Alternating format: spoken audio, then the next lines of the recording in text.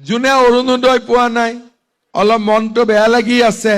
কোনে কোনে অৰুণোদয় পোৱা নাই হাত দাঙকচোন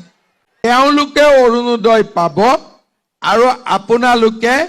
মনত দুখ কৰিব নালাগে যেতিয়া অৰুণোদয়টো পাব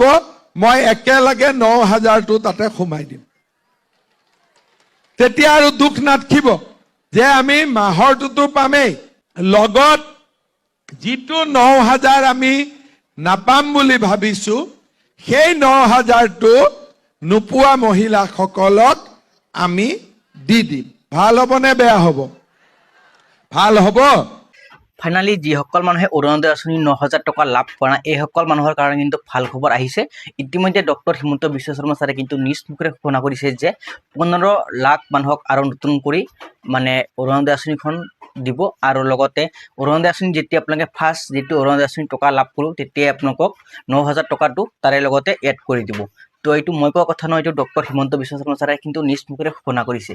আৰু যিসকল মানুহে মানে এই ৯,০০০ টকাৰ আগত যিসকল মানুহে অৰুণোদয় আঁচনিৰ বাবে নতুন কৰি আবেদন কৰিছিল এইসকল মানুহে আপোনালোকে চেক কৰক যে আপোনালোকৰ টকা লাভ কৰিছে নাই টকা লাভ কৰিছে তেনেহ'লে আপোনালোকে মানে নেক্সট যিটো পইচা দিব তেতিয়া আপোনালোকে লাভ নকৰিব আৰু যিসকল মানুহে টকা লাভ কৰা নাই বা আপোনালোকৰ লিষ্টখনত নাম নাই এইসকল মানুহে কিন্তু আপোনালোকে একেলগতে ৯,০০০ টকা লাভ কৰিবলৈ গৈ আছে তো প্ৰথমতে আপোনালোকৰ যিখন লিষ্ট আছে এই লিষ্টখন চেক কৰক তো কেইদিনমান আগতে মই এটা দেখুৱাইছিলোঁ যে আপোনালোকে লিষ্ট কেনেকৈ চেক কৰিব পাৰিব আপোনালোকৰ গাঁও পঞ্চায়তত বা আপোনালোকৰ যিটো ব্লক অফিচ আছে এই ব্লক অফিচত যাই কিনে আপোনালোকে লিষ্টখন চেক কৰিব পাৰিব আৰু যিসকল মানুহে এতিয়ালৈকে অৰুণোদয় আঁচনিৰ মানে ফৰ্ম ফিল আপ আপোনালোকে কৰিব পৰা নাই এইসকল মানুহে আপোনালোকে ইলেকশ্যনৰ পাছত আপোনালোকে ফৰ্ম ফিল আপ কৰিব পাৰিব তেতিয়া আপোনালোকে একেলগতে ৯,০০০ টকা লাভ কৰিব পাৰিব তো অৰুণোদয় আঁচনি 4.0ৰ বাবে নতুন কৰি আবেদন প্ৰক্ৰিয়া চলিব ইলেকশ্যনৰ পাছত তেতিয়াহে আপোনালোকে অৰুণোদয় আঁচনিখন লাভ কৰিব পাৰিব আৰু আপোনালোকক কি কি ডকুমেণ্টছ লাগিব মই আপোনালোক জনাই দি আছোঁ প্ৰথমতে আপোনালোক অসমৰ বাসিন্দা হ'ব লাগিব ৰেচন কাৰ্ড থাকিব লাগিব এখন ৰেচন কাৰ্ডত এগৰাকী মানুহে অৰুণোদয় আঁচনিখন লাভ কৰিব